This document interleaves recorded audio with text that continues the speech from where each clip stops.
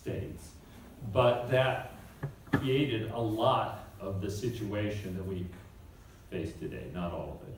So we can't go back and undo that. And we can't even undo some of what President Obama has done in Afghanistan, although the current American position, of course, is we brought most of our troops home from Iraq at the request of the Iraqi government, something that George Bush had actually agreed to. And we increased temporarily troops in Afghanistan, but that's not worked out very well because our supposed ally, Pakistan, is supporting the people we've been fighting, the Taliban. So it's a very messy, complicated situation, and the American people don't like it. They want it over, they want it gone. Now Syria, Russia's involved because Syria is a longtime ally, was an ally of the Soviet Union. And Putin is supporting the Assad government, but so is Iran and the Iranian Revolutionary Guard. And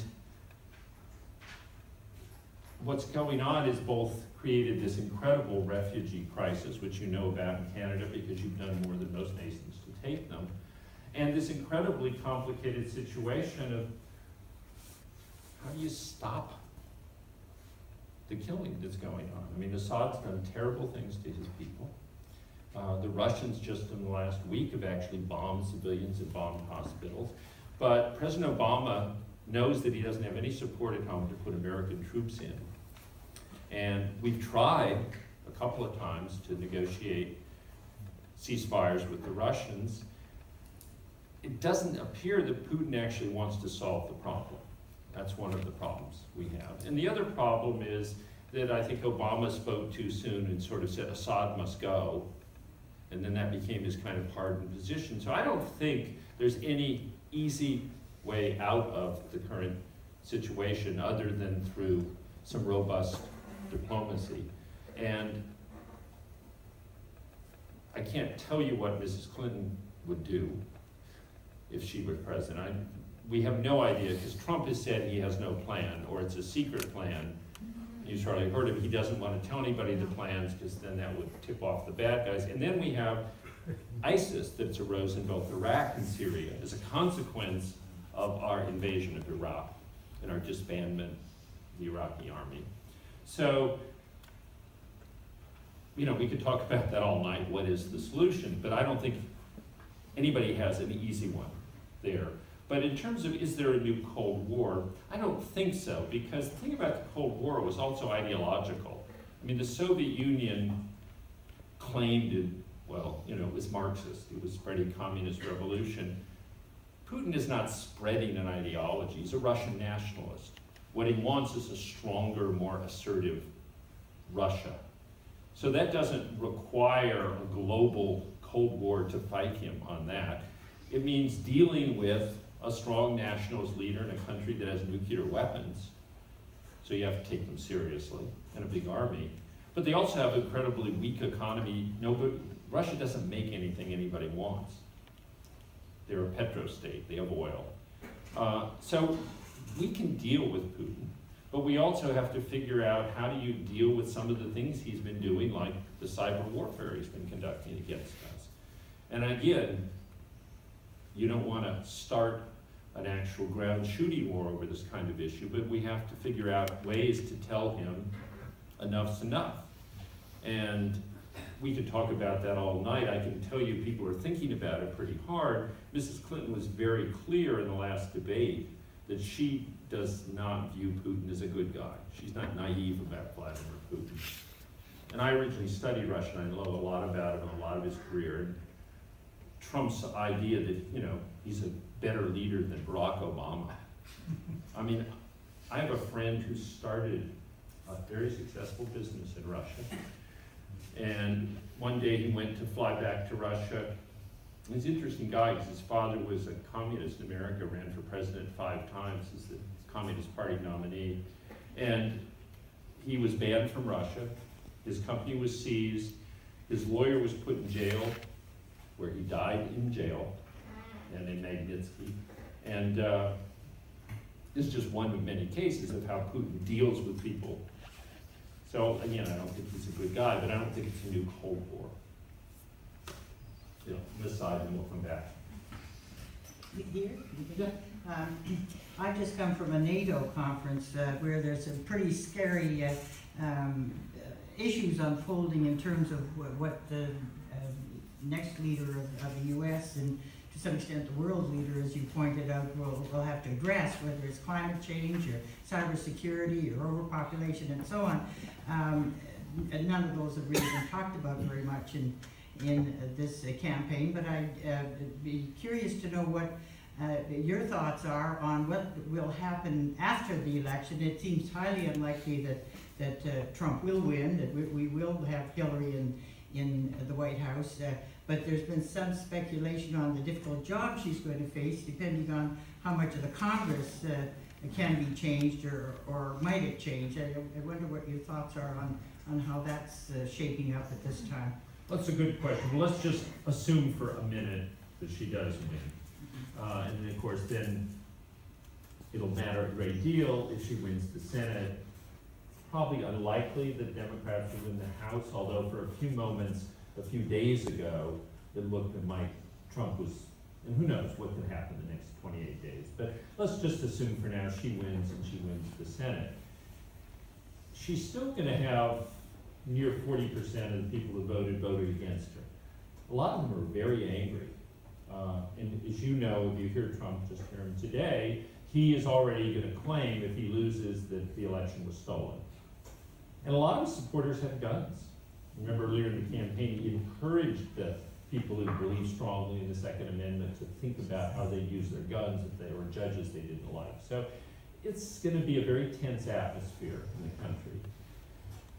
But on the optimistic side, because so many Republican foreign policy experts and former officials have endorsed Mrs. Clinton, there might be the opportunity, the first time in decades, for a bipartisan foreign policy.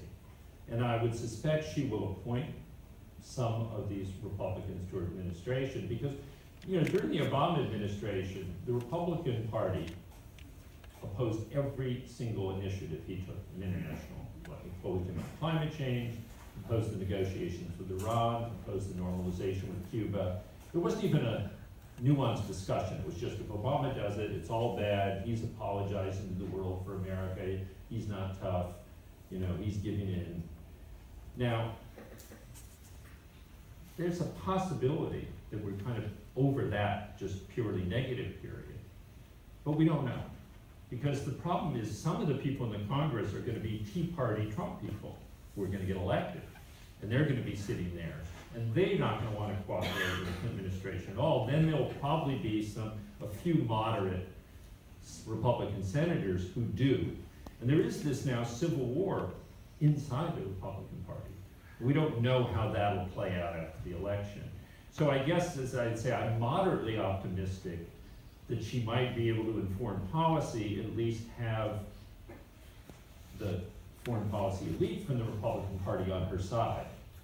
And of course, our president has more leeway in foreign policy, so she might actually be able to craft a bipartisan approach to Syria or to dealing with Putin. It'll be much harder for her to deal with domestic problems because of the ongoing anger of the Trump supporters if he loses. So it's not going to be easy. It's going to be a real challenge to her to see if she has the leadership, abilities to be president in this period.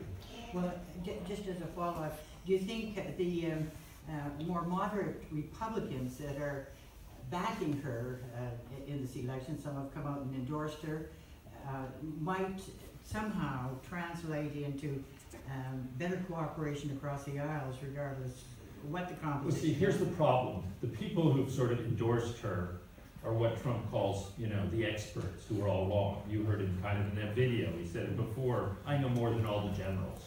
The generals don't know. All the foreign policy experts, these are the people who caused all the problems. So these are not people who are highly regarded by the base of the Republican Party.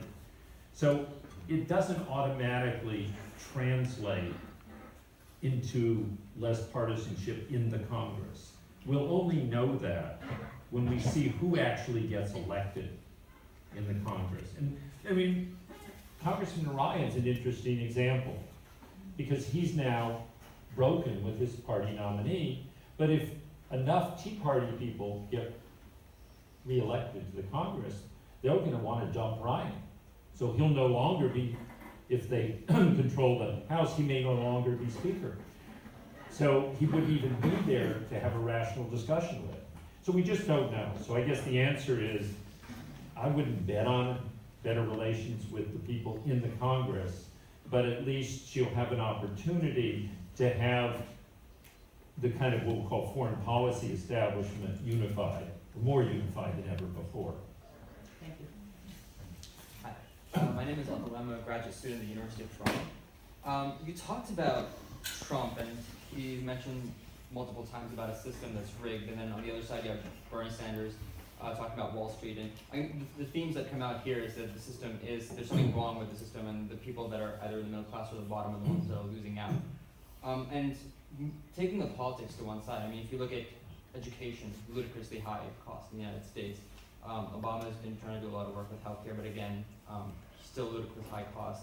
Looking at the influence that these large companies have on policy through lobbying, looking at reduced funding to public education, job services, looking at the presence of systemic entrenched racism still. I mean, you see the problems coming out in Ferguson and a lot of other areas. I wanted to ask, to what extent do you think that the system may actually be rigged or even broken? And I mean, I feel like a lot of these grievances are genuine. They're kind of being muddled by the political rhetoric around them. So. No, it's a good question, and I think the way to think about it is, it's not useful to think about it as the system is rigged. I think it's more useful to think about it in a historical sense, the way I tried to present it, which is we've had problems, we still have serious problems, but we've also had successful social and political movements, and in some cases, political leaders who've moved very significantly with reform and remedy. And so I can just tell you from growing up to where we are today, we are a much better, fairer, safer, more equitable society, more liberal in terms of human rights for everybody. And that's not because we have one leader who did it, because we have very vibrant social movements that got translated into political activity, we passed new laws. I mean, just take smoking. When we were growing up, it was like Mad Men, everybody was smoking. And people were dying of cancer. Now almost nobody smokes, we have laws against it. And that's because a few cities started anti-smoking efforts through our political system. So I think everything you said is true, but then of course the answer is, what do you do about it? Now Bernie kept saying, we need a political revolution. But what does that mean? We don't want, I would argue, we don't want a 1917 armed revolution a la the Soviets, with a central committee that takes control. So what you want, ideally, is a New Deal. And if you take Mrs. Clinton's program, which is called Stronger Together, I saw it in the bookstores here in Canada, so you can take a look at it. It's the most progressive political program that any Democrat is actually run on in the post-war period. Now the question is, let's assume she wins, how much of it can she do? And like you mentioned, Obamacare. Well, there's a lot of good things about Obamacare. One is, currently, it's illegal to deny health care to somebody for an existing condition. That didn't used to be the case. You can get health care if your job doesn't provide it. Our two grown kids only have health care because of Obamacare, because they do independent work. So what Mrs. Clinton said is she's going to expand on Obamacare and fix the problems and fix the costs. But I don't think that the problem really is not that there are people in control. There's not like some corporate central committee. No one's in control. It's a bit more anarchistic than that. And there are lots of contending forces and contending voices. The only, sort of essentially good news from my point of view is that the Obama coalition I described to you is objectively the majority. and it is the majority in a presidential election. But even if you win as the majority, you have to deal with the minority issues. And the Democratic Party has not been good about dealing with white working class people's economic problems. And they've tried, but the Republican Party has an ideology of anti-government. So I'll just give you one more example. In 1992, when we put together Bill Clinton's program, Putting People First, one of our big proposals was that an infrastructure bank that would fund infrastructure, create jobs, obviously build an economic foundation, roads, bridges, airports, important for economic development. Couldn't get it passed. It was opposed by Republicans. Now, today, it's in Mrs. Clinton's program. It's one of the things she talks about. It's going to be one of the first things she does, and even some Republicans now agree it's important. So there are very practical things, but I just take a look, go out and pick up Stronger Together and leaf through it and see what you think.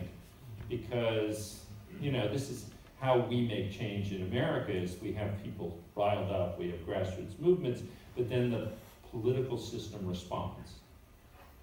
And hopefully, you know, responds in her direction, not Mr. Trump's. Thank you. There was a gentleman Yeah. up here initially wanted to do a question. Yeah, maybe somebody, I don't know if we could take a mic, I can hear you, just sort of shout it out. Yeah, yeah. I wanted to